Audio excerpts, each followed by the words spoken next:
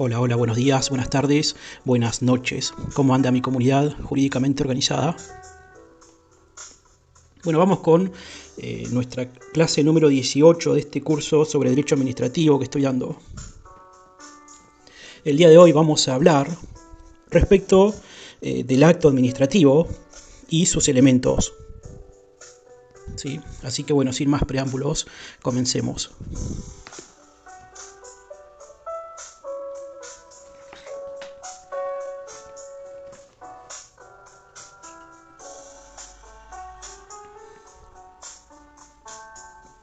Bueno, como sabrán, ¿sí?, en alguna clase anterior, precisamente en la clase número 16 de este curso, he definido al acto administrativo. ¿Sí? Básicamente hemos dicho que el acto administrativo son declaraciones unilaterales de voluntad, o en su caso, declaraciones bilaterales de voluntad, efectuadas en ejercicio de la función administrativa, y que producen efectos jurídicos individuales de manera directa en los administrados. ¿Sí?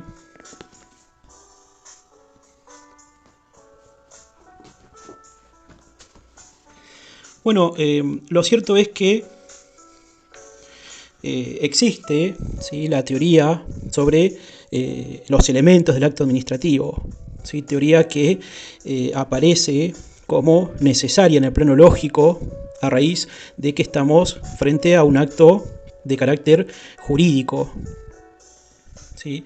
Digamos que resulta sumamente importante saber comprender, ¿sí?, valorar los diversos elementos que aglutinan al acto administrativo, ya que esto repercutirá en cuestiones referentes con la validez del acto mismo.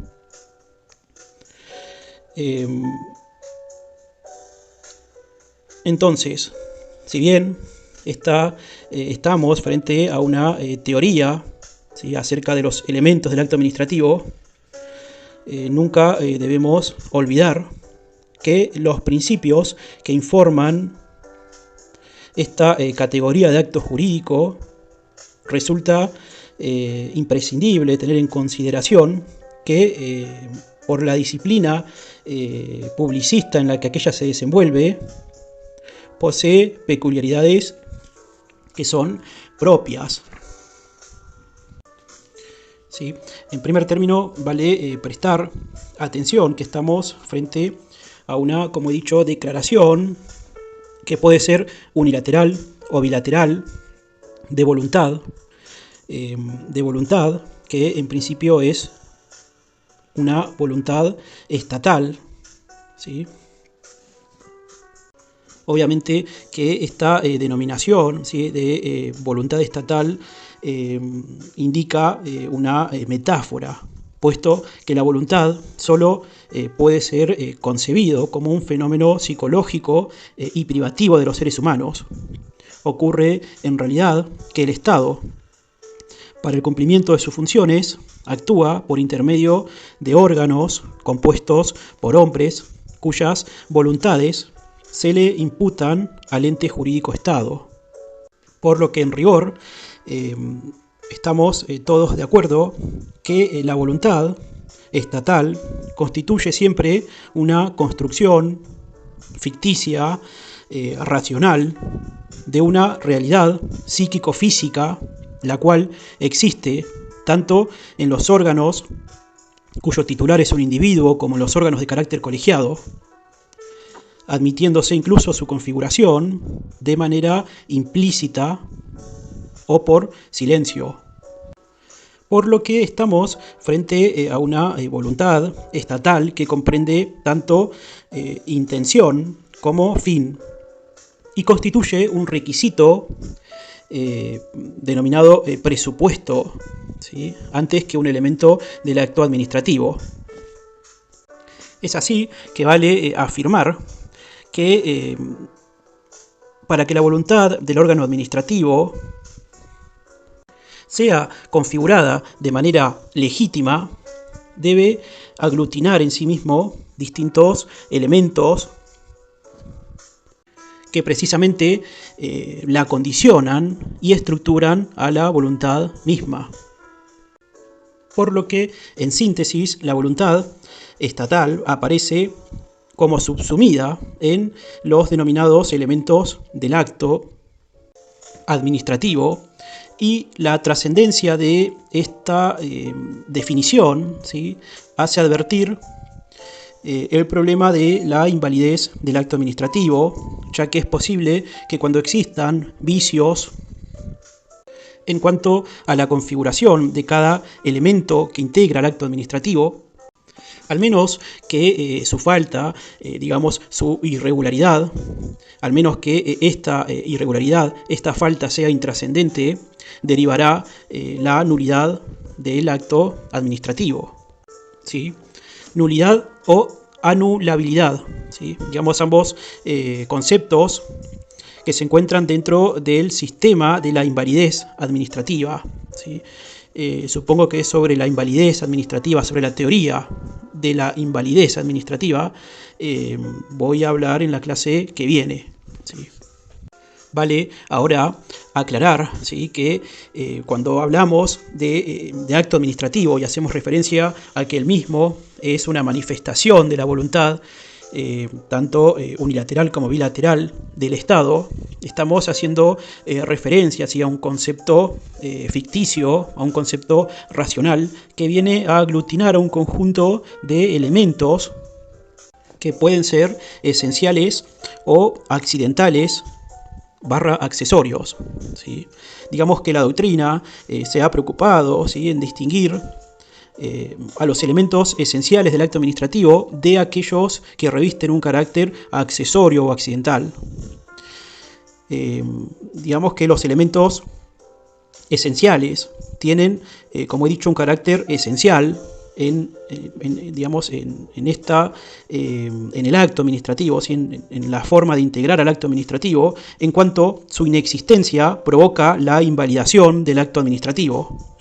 Mientras que con relación a aquellos actos denominados accidentales o accesorios que tienden a completar o condicionar un acto administrativo, cabe advertir que en principio su defecto solo generará la invalidez de la respectiva cláusula que la integra, siempre y cuando ésta pueda ser separada sin afectar la esencia misma del acto administrativo. ¿Sí?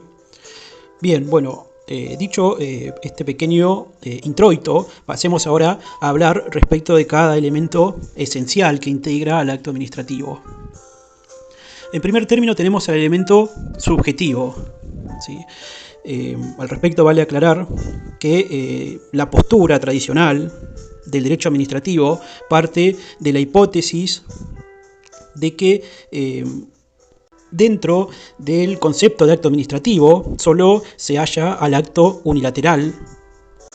Va de suyo que si se reconoce que el contrato administrativo es en definitiva también un acto administrativo, pero de carácter bilateral,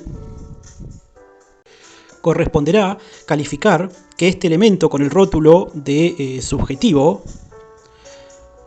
engloba al conjunto de reglas que rigen la actuación y las facultades de las partes intervenientes, y especialmente en el derecho administrativo, la que corresponden a los órganos integrantes de la persona jurídica pública estatal o de las entidades estatales descentralizadas.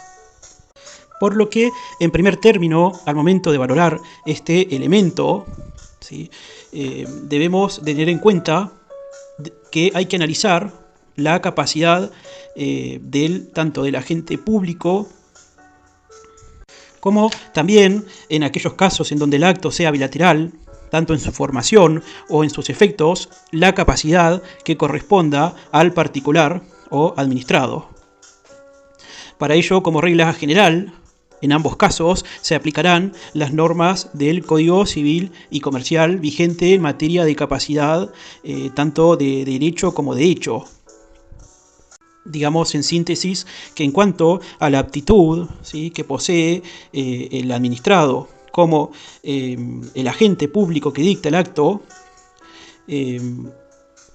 no traduce una capacidad jurídica diferente a la jurídico-privada que regula nuestro Código Civil y Comercial, ¿sí? Eso como primer término y para comenzar, ¿sí? Además, como hemos dicho, este elemento con el rótulo de subjetivo, ¿sí? Como he dicho, engloba a todo este conjunto de reglas que rigen la actuación y las facultades de las partes intervinientes. Además, y especialmente en el derecho administrativo, estas aptitudes o el conjunto de atribuciones y facultades que le corresponden al ente, es decir, a la persona jurídica pública Estado o a la entidad estatal descentralizada de que se trate, es denominada como competencia. A mi juicio, entonces, cabe concluir, ¿sí?, que la competencia es aquella aptitud legal que surge del conjunto de facultades y atribuciones que le corresponden a los órganos y sujetos estatales. Ahora bien, tanto la doctrina como nuestro derecho positivo ha elaborado una serie de reglas jurídicas en materia de competencia. Las fundamentales son, ¿sí?, en primer punto, que la competencia debe surgir de una norma de rango constitucional, legal o reglamentario, que su ejercicio constituye una obligación para el órgano o sujeto estatal y es irrenunciable en atención al interés público que motiva su establecimiento. Además, en principio, la competencia es inderogable o improrrogable, salvo que la avocación o delegación fueren procedentes. Asimismo, también vale tener en cuenta que la competencia administrativa se clasifica de diversas maneras, ¿sí? Por un lado, se clasifica en razón de la materia, es decir, en este caso la competencia adjudica una serie de funciones y atribuciones a los órganos y sujetos estatales para la realización de determinadas tareas que se le encomienden.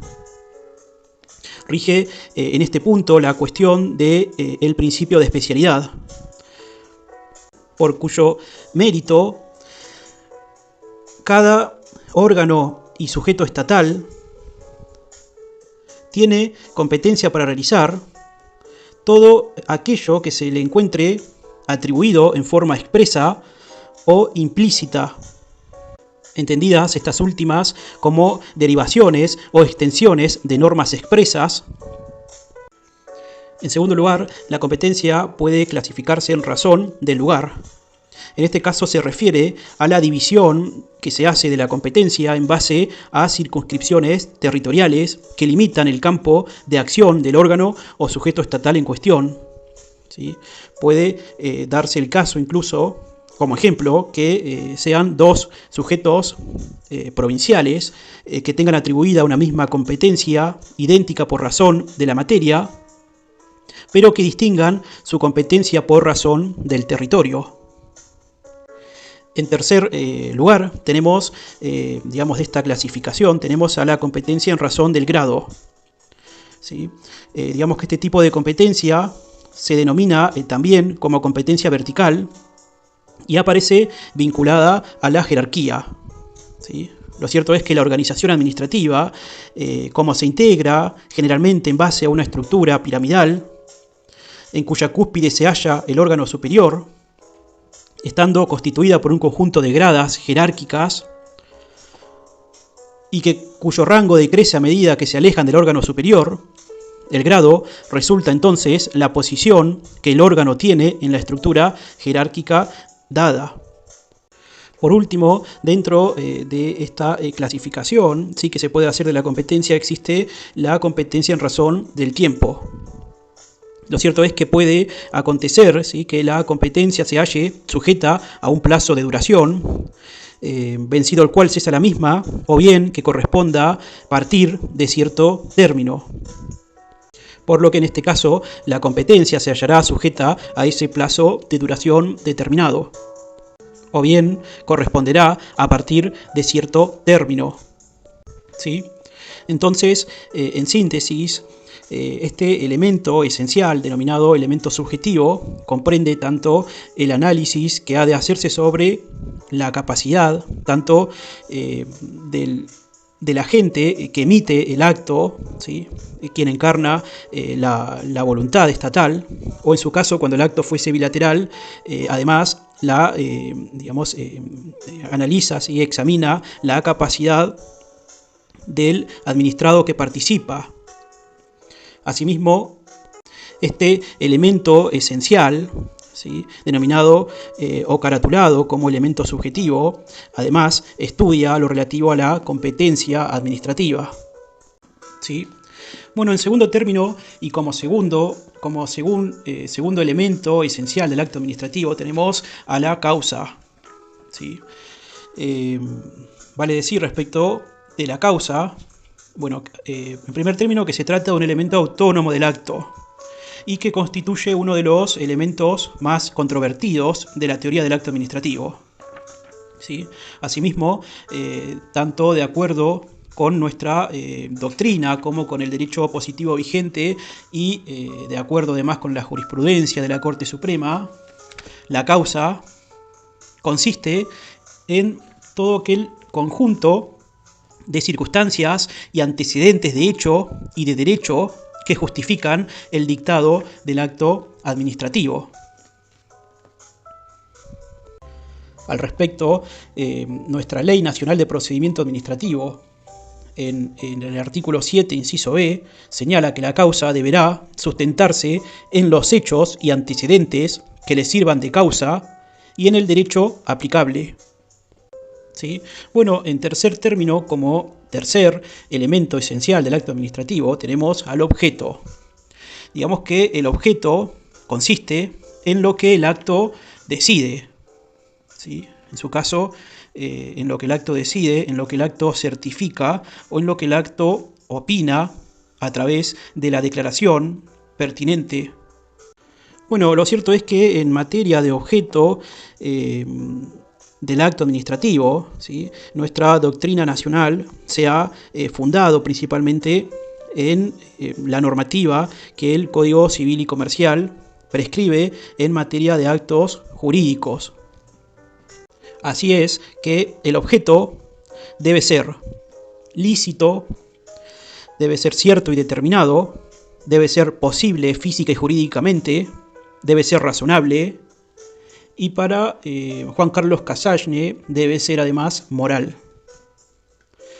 Bueno, nuestra Ley Nacional de Procedimiento Administrativo, en el artículo 7, inciso C, señala que el objeto debe ser cierto y física y jurídicamente posible, debe además decidir todas las posiciones formuladas, pero puede involucrar otras no propuestas previa audiencia del interesado y siempre que ello no afecte derechos adquiridos, ¿sí? Bueno, en cuarto término y como cuarto elemento esencial del acto administrativo tenemos la forma, ¿sí? Digamos, este elemento, digamos el elemento forma, se integra no solo con las formas de declaración, sino también con aquellas que corresponden tanto al procedimiento de integración de la voluntad en el acto administrativo como a los requisitos de publicidad necesarios para su vigencia. ¿Qué quiero decir con esto? Bueno, que por un lado la forma, ¿sí?, la forma puede ser explicada como aquella manera de exteriorización de la voluntad al plano jurídico y constituye un elemento aglutinante de dicha voluntad en el acto administrativo, en miras a la consecución de un objeto determinado a través de una finalidad de interés público. Entonces, cuando hablamos de forma, estamos haciendo alusión a un elemento esencial, ¿sí?, que consiste en la exteriorización de la voluntad al plano jurídico y que se integra no solo con esa forma de declaración de voluntad, sino también con aquellas que corresponden tanto al procedimiento de integración de la voluntad, previsto en el inciso D del artículo 7, como también integra a los requisitos de publicidad necesarios para su vigencia. Lo cierto es que para nuestra doctrina, en el derecho administrativo, las formas cumplen fundamentalmente la función de garantía tanto de los derechos de los administrados como del orden, acierto, justicia y legalidad que deben existir en la actividad administrativa. Nuestra ley de procedimiento administrativo señala que el acto administrativo se manifestará expresamente y por escrito, indicando el lugar y fecha en que se lo dicta y contendrá la firma de la autoridad que lo emite. Solo por excepción, y si las circunstancias lo permitieren, podrá utilizarse una forma distinta. Bueno, ¿qué formas distintas se admiten en nuestro derecho positivo? Bien, la excepción a este principio, que el acto administrativo debe exteriorizarse por escrito, cabe señalar una serie de supuestos. ¿Sí? En primer término tenemos el caso del silencio o ambigüedad de la administración. ¿Sí? Digamos que en el orden nacional, en concordancia con lo que sostiene nuestra doctrina, se admite que la conducta omisiva o ambigua de la administración, cuando se requiera de ella un pronunciamiento concreto, sea interpretada esta como una negativa, reglamentando la ley los distintos términos en que se configura el silencio dentro del procedimiento administrativo. En este sentido, la norma legal exige la intervención activa del administrado al obligarlo a requerir pronto despacho frente a la inactividad de la administración como condición para que se opere el silencio administrativo, salvo que una norma especial prevea un plazo expreso dentro del cual la administración deba emitir un pronunciamiento concreto. Bueno, al respecto, nuestra Ley Nacional de Procedimiento Administrativo regula lo atinente al silencio o a la ambigüedad de la administración. ¿Sí? Señala el artículo 10, leo textual: el silencio o la ambigüedad de la administración frente a pretensiones que requieran de ella un pronunciamiento concreto se interpretarán como negativa. Solo mediante disposición expresa podrá acordarse al silencio sentido positivo. Si las normas especiales no previeren un plazo determinado para el pronunciamiento, este no podrá exceder de 60 días. Vencido el plazo que corresponda, el interesado requerirá pronto despacho y si transcurrieron otros 30 días sin producirse dicha resolución, se considerará que hay silencio de la administración. ¿Sí? Una segunda clasificación, ¿sí? Una segunda excepción al principio de que el acto administrativo debe expresarse en principio por escrito es el caso del acto verbal, el cual se da solo en aquellos casos en donde la naturaleza y las circunstancias lo permitieren o así lo exigieren.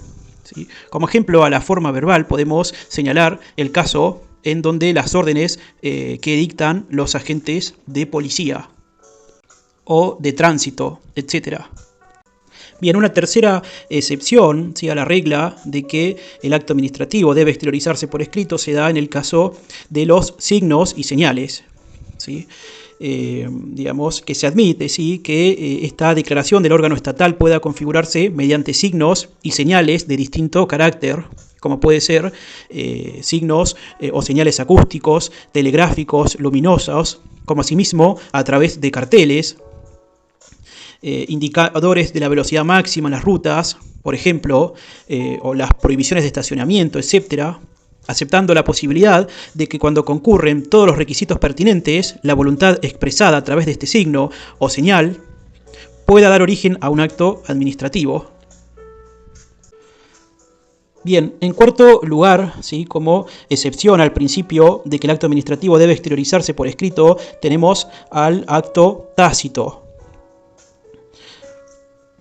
El acto tácito tiene lugar en aquellos casos cuando, como consecuencia de la emisión de un acto administrativo expreso, surgen efectos jurídicos que presuponen la existencia de otro acto. Bueno, volviendo al elemento esencial en cuestión, ¿sí?, al elemento forma, hemos dicho que este se integra no solo con la forma que hace a la declaración de voluntad estatal, sino también con aquellas que corresponden a los procedimientos de integración de la voluntad. ¿Sí? Bueno, al respecto tenemos en los términos del artículo 7, inciso D, lo relativo a los procedimientos. Lo leo textual. Antes de su emisión deben cumplirse los procedimientos esenciales y sustanciales previstos y los que resulten implícitos del ordenamiento jurídico. ¿Sí? Entonces, punto y aparte.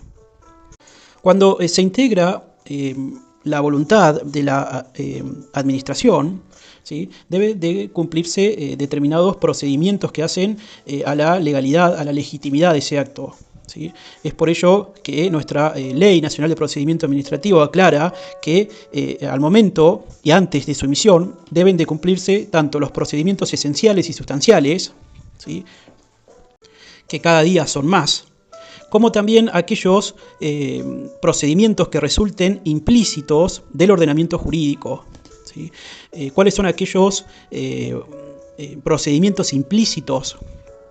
Bueno, son aquellos que derivan del cumplimiento de las distintas garantías sustanciales que posee el administrado. ¿Sí? Son implícitos porque emanan de nuestro sistema republicano de gobierno y hacen al respeto, por ejemplo, del debido proceso, del derecho de defensa, del derecho a ser oído, del derecho a peticionar a las autoridades, del derecho a que se respeten derechos esenciales como es el derecho de propiedad, como ser el derecho a tener una decisión en un plazo razonable, a tener un remedio judicial efectivo, a una revisión judicial amplia, etc. Digamos que no son los procedimientos especialmente previstos para llevar a cabo determinada institución, ¿sí? Sino que son aquellos que resultan implícitos del ordenamiento jurídico. Luego, este mismo inciso D del artículo 7 señala: sin perjuicio de lo que establezcan otras normas especiales, considérase también esencial el dictamen proveniente de los servicios permanentes de asesoramiento jurídico cuando el acto pudiera afectar derechos subjetivos e intereses legítimos. ¿Sí? Dos puntos a aclarar. Por un lado, que cuando el acto pudiera afectar derechos subjetivos o intereses legítimos, es necesario que previo a la emisión del acto se elabore un dictamen proveniente de los servicios permanentes de asesoramiento jurídico. ¿Sí? Segundo punto, el dictamen debe ser elaborado por, como dice la norma, por los servicios permanentes de asesoramiento jurídico. ¿Sí? Esto significa, o esto implica, que quienes deben elaborar esta norma son empleados públicos, son abogados letrados del Estado, que poseen estabilidad en el empleo público y que pertenecen al servicio permanente de asesoramiento jurídico. Es decir, no son meros asesores de gabinete, ¿sí? Ni prestafirmas, ni controlafirmas, sino que son empleados estatales que integran el cuerpo de abogados del Estado. ¿Sí? Bueno, volviendo, he dicho que al analizar si el elemento forma, este se integra no solo con las formas de la declaración de voluntad que lleva a cabo el Estado, sino también con aquellas que correspondan a los procedimientos que recién hemos visto, y también aquellos que correspondan a los requisitos de publicidad necesarios para su vigencia. Bien, bueno, al respecto cabe decir, ¿sí?, que sobre la publicidad del acto administrativo, esta constituye básicamente un requisito de exteriorización de la voluntad administrativa y que hace tanto a la eficacia del acto administrativo como a la validez del acto mismo. Resulta evidente que cuando la publicidad aparece exigida por el ordenamiento administrativo y ella se realiza de manera irregular, se configura un vicio o un defecto que hace a la invalidez del acto. Y cuando el particular o el administrado impugna, por ejemplo, la notificación defectuosa de un acto, lo que está realmente impugnando es un elemento esencial y autónomo de ese acto administrativo, que es la forma. ¿Sí? Bueno, respecto a la publicidad, ¿sí?, esta comprende como género dos especies. Por un lado existe la publicación y por el otro la notificación. ¿Sí? La primera de ellas, es decir, la publicación, es regla en materia de reglamentos. y consiste básicamente en la transcripción del acto en el boletín oficial o en cualquier otro boletín público del Estado. ¿Sí? Incluso se admite en ciertos casos que se coloque el texto del acto objeto de publicidad en un lugar en que pueda ser visto por todos, como ser en una cartelera, en una pizarra, etc. La otra especie de publicidad es la notificación. ¿Sí? Esta traduce un efectivo y cierto conocimiento del acto por parte del particular. Ella es propio de los actos de alcance individual, no rigiendo para los reglamentos que son, digamos, en razón de que está dirigido a un conjunto de destinatarios a través de normas generales. Rige en el caso de los reglamentos la publicidad. En cambio, cuando el acto es unilateral, ¿sí? La forma de publicidad es la notificación personal y fehaciente, sistema opuesto al de la notificación ficta o presunta que se aplica en el derecho procesal. Bueno, en el orden nacional sí existe el Reglamento Nacional de la Ley, el Reglamento de la Ley Nacional de Procedimiento Administrativo, ¿sí? Que regula lo relativo a la notificación del acto. Bueno, señala que este puede realizarse por diferentes medios, ¿sí? En su artículo 41. En su artículo 45 señala que también se admite la notificación verbal cuando el acto no se encuentre documentado por escrito. Y en el artículo 43 de este mismo reglamento regula lo atinente al contenido de los distintos medios de notificación, ¿sí? Prescribiendo en algunos casos que en las cédulas y oficios se transcriban íntegramente los fundamentos y la parte dispositiva, mientras que con relación a los telegramas se exige solamente la transcripción íntegra de la parte dispositiva. Bueno, por último tenemos al elemento finalidad, ¿sí? Este es otro elemento autónomo y esencial del acto administrativo y se relaciona con el aspecto funcional del acto representado en el fin concreto de interés público o bien común que por él se persigue. Antes de abordar al elemento finalidad, he olvidado abordar el elemento motivación, ¿sí? Vamos primero con motivación y finalizamos con el elemento finalidad, ¿sí? Como género de los elementos esenciales, ¿sí? Respecto de la motivación, podemos decir que esta comprende la exposición de las razones que han llevado al órgano a emitirlo y en especial la expresión de los antecedentes de hecho y de derecho que preceden y justifican el dictado del acto. Vale aclarar que no se trata, este elemento de una mera enunciación de los antecedentes de hecho y de derecho, ¿sí? Sino que más bien consiste en una enunciación de las razones que han determinado el dictado del acto, lo cual permite también incluir la exteriorización de otro elemento considerado esencial, que es el de la finalidad. En nuestro derecho positivo se observa una evolución favorable a prescribir la obligación genérica de motivar todos los actos administrativos. Obligación que, más allá de esta interpretación literal, ¿sí? Que determina o sostiene que todos los actos administrativos deben ser motivados. Sin embargo, no obstante, como he dicho, no obstante la redacción de la norma, es cierto que existe la posibilidad de que no exista la obligación de motivar determinados actos del órgano estatal, como ser en aquellos casos cuando la propia naturaleza del acto lo impidiera, ¿sí? En aquellos casos, por ejemplo, cuando un agente de tránsito dé una orden de paso, o cuando un policía manda detener determinada persona, etc.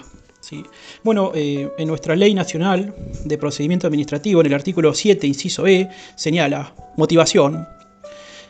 Deberá ser motivado, leo textual, expresándose en forma concreta las razones que inducen a emitir el acto, consignando además los recaudos indicados en el inciso B del presente artículo. ¿sí? Bueno, ahora sí, por último tenemos el elemento esencial llamado finalidad. Nuestra Ley Nacional de Procedimiento Administrativo señala que la finalidad consiste en ser un requisito esencial del acto y que la misma debe hallarse en el marco de la función administrativa y dentro del ordenamiento jurídico, apareciendo exigida como un requisito de legalidad del acto, tanto en la actividad reglada del Estado como en la actividad discrecional del Estado. Es decir, debe cumplir el acto administrativo con la finalidad que resulte de las normas que otorgan las facultades pertinentes del órgano emisor, sin poder perseguir encubiertamente otros fines públicos o privados distintos de los que justifican el acto, su causa y objeto. Las medidas que el acto involucre deben ser proporcionalmente adecuadas a aquella finalidad. Artículo 7, inciso F. Bueno, hasta acá respecto de los elementos esenciales, ¿sí? Lo cierto es que la administración, ¿sí?, al disponer de facultades discrecionales, puede introducir cláusulas que amplíen o restrinjan el contenido normal de un acto administrativo, ¿sí? Este tipo de cláusulas que integran el denominado contenido eventual o accidental del acto, la doctrina le asigna la denominación de elementos accidentales o cláusulas accesorias, ¿sí? Es decir, por un lado tenemos a los elementos esenciales y por el otro elementos accidentales o accesorios. Vale también hacer la aclaración que en algunos casos la integración, ¿sí?, de determinadas cláusulas, más allá de que se realicen con el rótulo de cláusulas accesorias, pueden configurar en ciertos casos requisitos de carácter esencial, ¿sí?, situación que ocurrirá siempre que la respectiva cláusula no fuere separable y que su separación afectare la esencia del acto dictado. Ahora bien, cuando estas cláusulas que integran al acto administrativo no fueran de carácter esencial, recibirán la denominación de cláusulas accesorias. Cláusulas o elementos accesorios o accidentales. Bueno, dentro de este género podemos encontrar englobados distintos tipos o especies de cláusulas y que admiten la siguiente clasificación, ¿sí? Por un lado tenemos el plazo, por otro tenemos a la condición y en tercer lugar al modo, ¿sí? Respecto al plazo, esta indicará el instante de tiempo en el que el acto comenzará a producir efectos jurídicos o bien el momento en que cesarán. Respecto a la condición, para ello se entiende como un acontecimiento futuro e incierto al cual se subordina el nacimiento o la extinción de los efectos del acto administrativo, lo cual da origen respectivamente a la condición suspensiva o resolutoria del acto administrativo.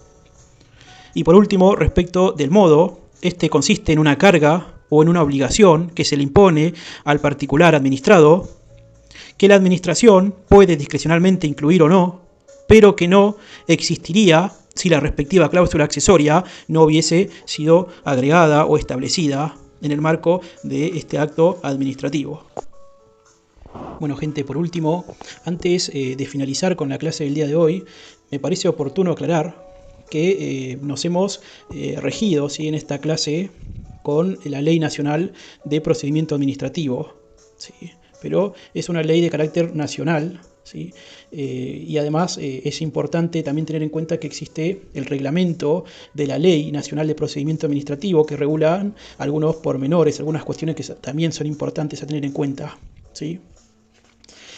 Pero además me parece también interesante, ¿sí?, que aclarar que esto opera en el marco de la nación, ¿sí? Ahora bien, en el marco de provincia, esta ley nacional tiene su correlato, ¿sí? Tanto en provincia de Buenos Aires como a nivel municipal, la Ley Nacional de Procedimiento Administrativo tiene su correlato, ¿sí?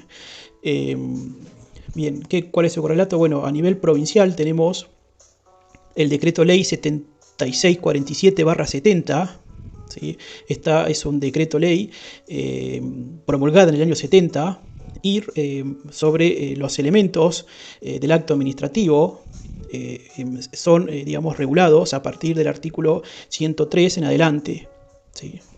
Asimismo, a nivel municipal tenemos la Ordenanza General 267 del año 1980, ¿sí? Esta ordenanza, a su vez, ¿sí? señala,